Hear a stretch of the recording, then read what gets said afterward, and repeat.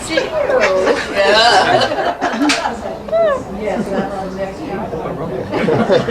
Do you put recipe in the cookbook?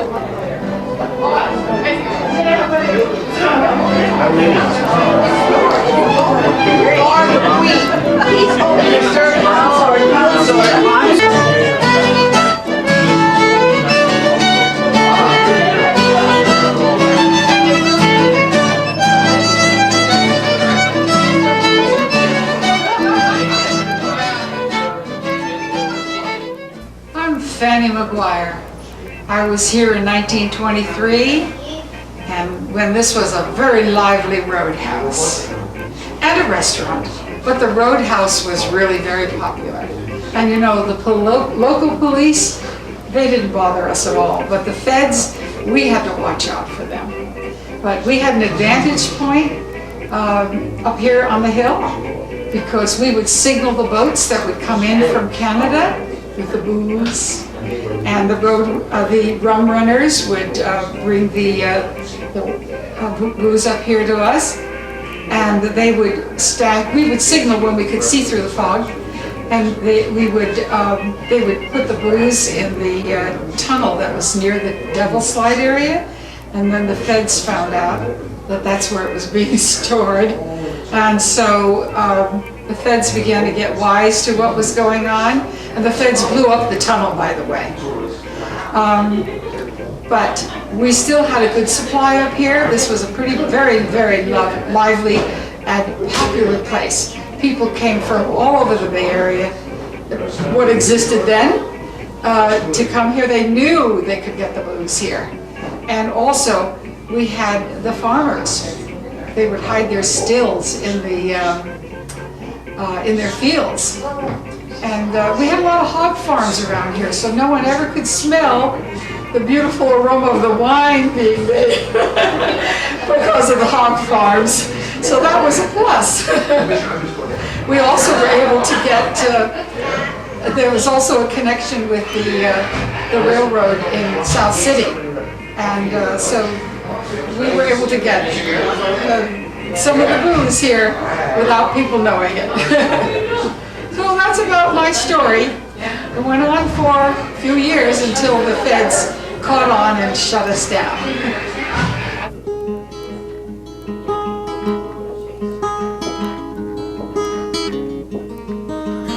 Hello, my name is Annie Eakin. Hush, baby, I told you not to talk when I'm talking now. My name is Annie Eakin, and my husband, Clarence H. Eakin.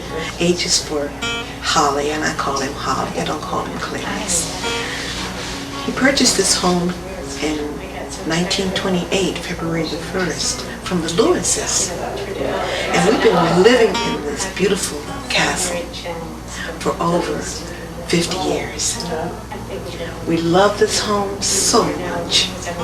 And the reason why we purchased this castle was because I wanted to have a lot of children. Yes, I did. But unfortunately, hush, sweetheart. But I was unable to have any children. So we adopted a little boy, and we named him Charles Clarence Eakin. And oh, he was such a joy running around in the castle enjoying it. But unfortunately, in 1935, I had to put him into a sanitarium. And then after that, about 6 or 7 years later, the war broke out. And speaking of the war, excuse me, just 1 minute. Yeah, well, we have to keep an eye on the coast because the Japanese are coming in. And the Coast Guards moved in. They just came in and just took over my place. I mean, they destroyed the floor, the woodwork, just trampling everything, down in the dungeon and everything. We also had an underground tunnel from the castle that leaked out to the shores. And see, all those down houses that you see down there now were not even there. But they had to close all of that up after the war, of course. You won't find any of that now. After the war was over, I told my husband, we're going to have to get the money from the government to get this place fixed up. And he said, oh yes. So he asked the government for some money, and they gave us $1,000. Back in those days, that was a lot of money. Definitely a lot of money. So we got the floors and the windows and everything, and the floors and the painting fixed up real nice for the house. A few years later, though, however, my husband was on his way home from San Francisco from work, and he had an automobile accident. Oh my Lord. And I really don't like talking about this part, but he died, and that left me in the castle by myself. And with no children and no one around, just myself, I was lonesome. So one day I went to the door, opened up the door, and there was a little kitty outside. Yes, and it was a little baby kitten. And I said, "Where's your mommy? Where's your mommy?" And he didn't say anything at all. I said, "Well, I'll be your mommy. Annie will be your mommy." So I took, yes, sweetheart. And this is Ticker C. Egan. And I named him after my husband, Clarence.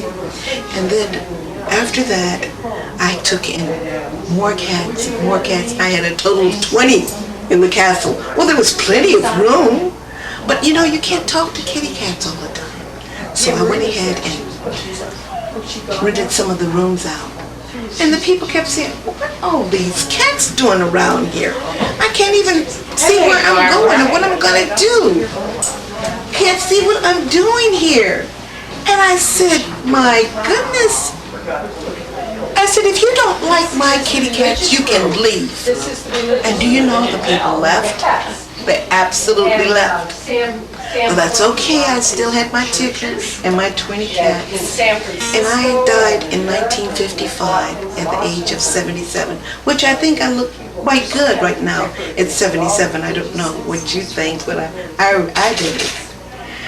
And I had one nephew. My husband didn't have any relatives left when he passed away.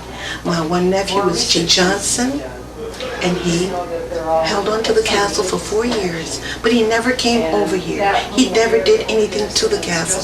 The castle was being run down and run down and run down after 4 years. Finally, we sold it to Sam Massa. And he took over and he made it into this elaborate castle that you see today. And I hope you enjoy the tour here at the castle with Samuel. This is under his foundation. And I'm with the Pacifica Historical Society. And thank you very much. And I'm Annie Egan with Ticker. Yes, baby. Yes, honey, I know. Thank you.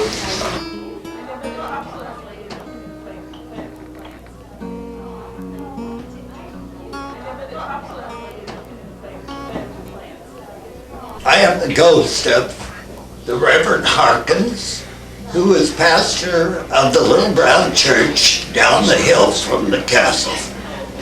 I used to come up here and perform weddings and try to keep this place clean of some characters who came here to destroy the good works of my calling.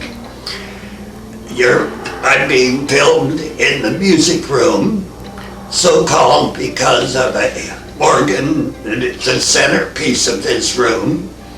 You have probably heard this story about the organ. Sam went to a party. Sam Massa, the former owner of the castle, went to a party in San Francisco, and he saw this organ in a home and he wanted to buy it. The woman would not sell. She said the only way you can get that organ is to buy the house. Well, Sam bought the house and took the organ out, sent it over here to the castle, and then resold the house. So that's why we have this gorgeous piece of furniture in this room. And some of the other things that Sam has collected are Oriental vases, and of course this is a cabinet that he bought from the William Holden collection, and then the umbrella stand, and various articles here. And this room is decorated to give it the Oriental feel. The Chinese red walls, the mirrors, and the valance, they all have Oriental scenery about it. And then everything has a motif of this Far East. And this is one of my favorite rooms in the castle here. Okay, go. All right. Cute. Let's do another one. Yeah, do one more. Let's see it. Show it. I said I was going to use it for my Christmas card next year, but I don't know. I may do it.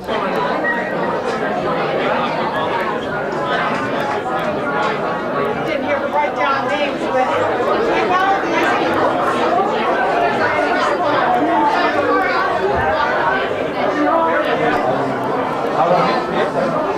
I'm Angelo Mazza, one of 7 children. I'm the last one, the baby of the family. I'm 89 years old now, but it's kind of an old baby. You know. The history of this, it was on a Sunday drive. He told me this. He drove up here and saw it all weeds 4 to 6 feet high surrounding this place with a for sale sign. He said, what the heck, this thing's been here for a couple of years for sale, nobody buys it. I think I'll go make him an offer. And I don't know the listing price, but he made an offer somewhere in the 30s, $30,000 to $35,000. And it was accepted. And right away he hoisted a flag up on the roof up there and he called it Sam's White Elephant. Oh! He didn't think of it as a castle, you know. Sam's White Elephant, he didn't know what he was going to do with it, but that's what he bought. Well, that was very exciting. And then some of the personal stuff. I used to be in the grocery business, and a customer of mine owned a marble factory. Yes. And all the marble you see and all the back in the garden out there. Yes. He said, if your brother wants it, tell him to come down. We have a lot of scraps he can have. And he picked up all the marble and made his walkway in the garden. Everything was done with love and interest. Yeah. He loved it. He's very proud of it. Well, he should be. Yeah, I mean, that was his. it's quite a legacy. This was greater than any money he had. Yes, it must have He's given, just so proud of this place. and it must have given him a lot of joy to do that. And he finally left it to a charitable cause foundation. And the purpose of having it here is if it'll help some community that has a license like a non-profit corporation to raise funds similar to what the museum, Pacifica Museum is doing. Yes. That and any other educational. So we do a lot with the school system. When they're running short, we help them in that area. We buy out by the zoo, the handicap center that Herbst had started. Oh, yes. We just bought them about $400,000 worth of computers and the whole equipment. How wonderful. Yeah. How wonderful. Yeah. That's a lot of help. They give about $1 billion a year. One time only about 3 months before my brother passed away, he came to me, he said, Ange, I thought you left. he says, what would you do if I left you the castle? I said, Sam, it'll always be your castle. I'll do whatever you used to do. I'll have some of your friends come back and use it. We'll use it for charitable purposes. And I said, there's a lot of work, Sam.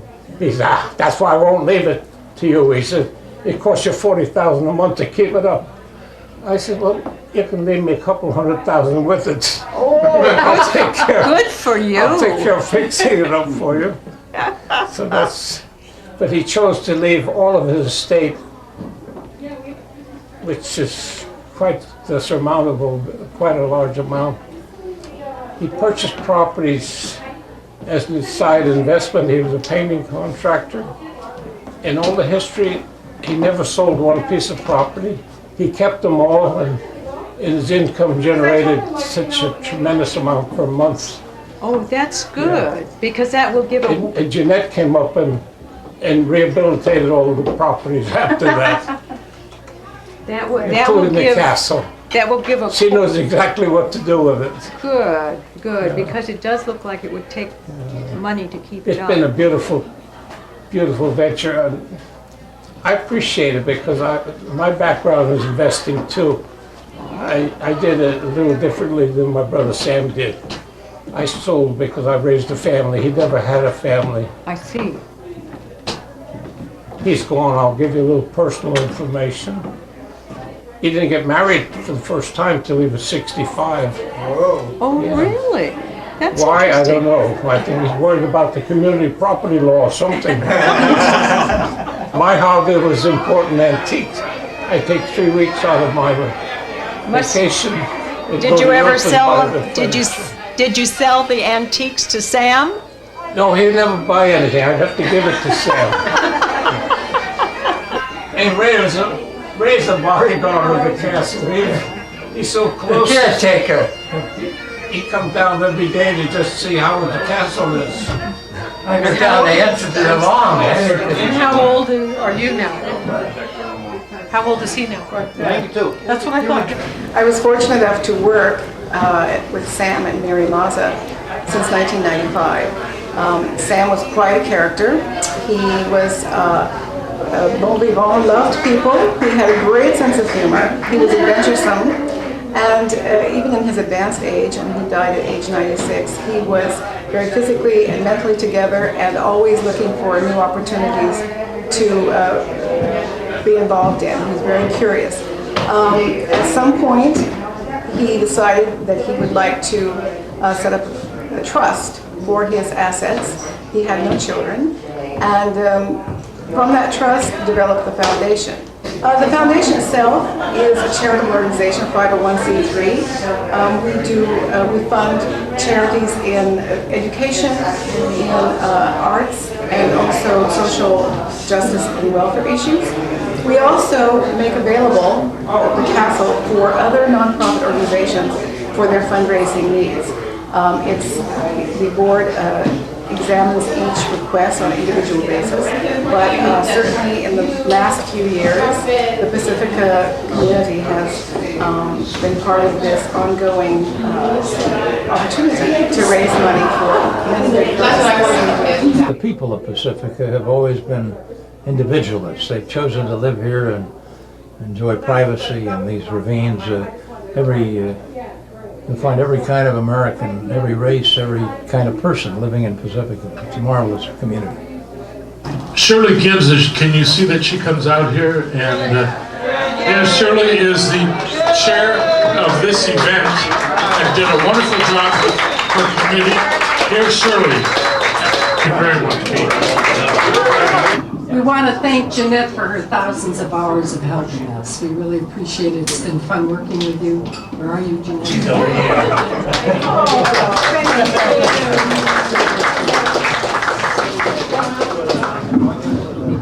From the Pacifica City Council, we have 3 representatives, Sue Degree, Julie Lancel, and Mayor Jim Vreeland. Stand for them.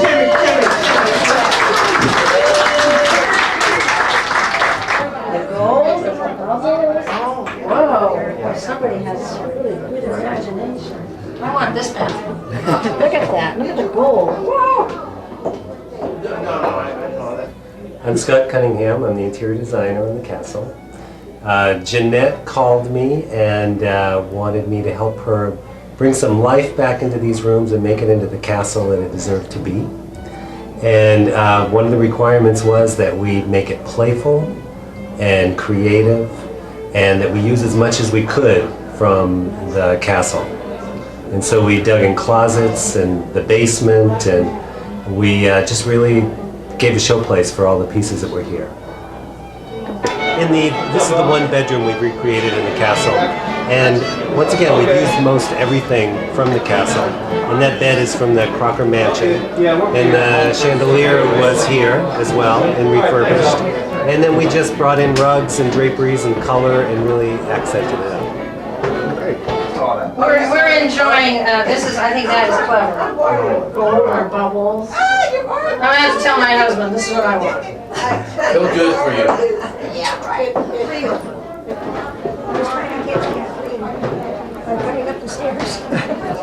No, honestly. And then, Beat it up like that? That would be really cool. yeah, and each like layer, there's like all the different terraces, and each club can compete in the terraces and make it sustainable gardening and like all that kind of stuff. Yeah. It'd be great. That'd be very cool. Bring back to the castle. Bring back Pacifica. It needs. There's like all sorts of great Beautify statues the and castle. stuff. Yeah. It's already beautiful on the inside, beautiful on the outside. Yeah. You could totally do that. Yeah, I think so. And during Sam's life, when he bought this castle, as many people know, rather on a whim, he used it. He never lived here, but during those 50 years, he used this castle for political parties, for entertainment, and for charities to raise their funds as well. So we're carrying on a tradition that actually he started. Many people know Sam because he was down here many times. He owned buildings in San Francisco, so he was a landlord. And I inherited many of his tenants, so heard decades of stories about him. And I must say, he epitomized the American dream in that he was an immigrant child who came to the United States from Sicily with his parents. He didn't finish school because they went to work right away. He began painting houses, and then he was a wannabe artist. That's what he used to tell me. I really wanted to be an artist. He surrounded himself with many artists, painters and musicians and all of that. And so he eventually began doing gold leaf painting in the beautiful new theaters they were building up and down the coast. So that was one of his hallmark jobs. And many of the items you'll find in the castle, they are from some of these theaters in different eras. He then decided to invest in real estate in San Francisco, and he did this at a very opportunistic time. And as a result of that, he became a fairly wealthy man. We're at the castle, the Pacifica Castle this evening. It's just been a wonderful event for the Historical Society. I don't know, 100 people or so. Chris Hunter's with me. He used to be the Tribune editor and publisher, and now he works for someone named Gene Mullen. And Pete McCloskey, former congressman, was here. Leland Yee was here. It's just a wonderful thing to come out here and see the history of our town. And this castle really reflects a lot of that history. So. More than anything else in Pacifica, people always ask about the castle.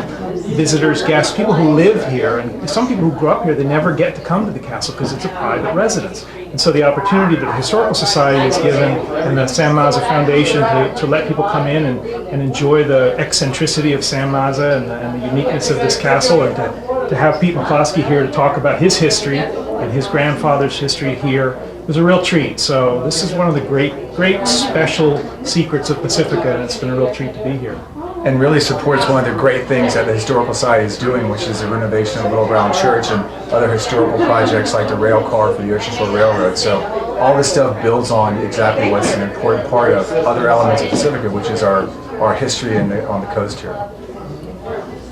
Tonight was awesome. And Kathleen and all those folks. The Pacifica Historical Society is awesome. We all owe the Pacifica Historical Society a great debt. And it's not the end, because this is our economy looking at us. They're helping us. We're going to be able to market this, and we're on the map, as Congressman McCloskey said. We've got a gem here, and thanks to the Pacifica Historical Society, we're moving on.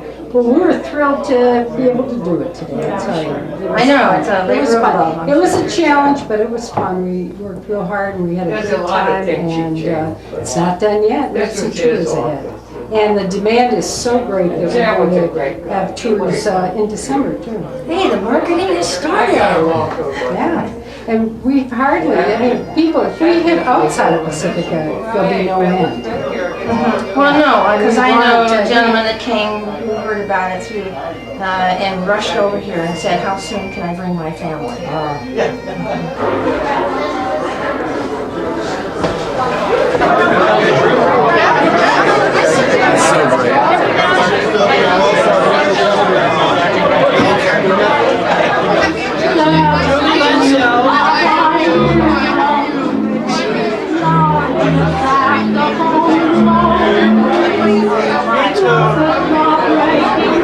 Thank you.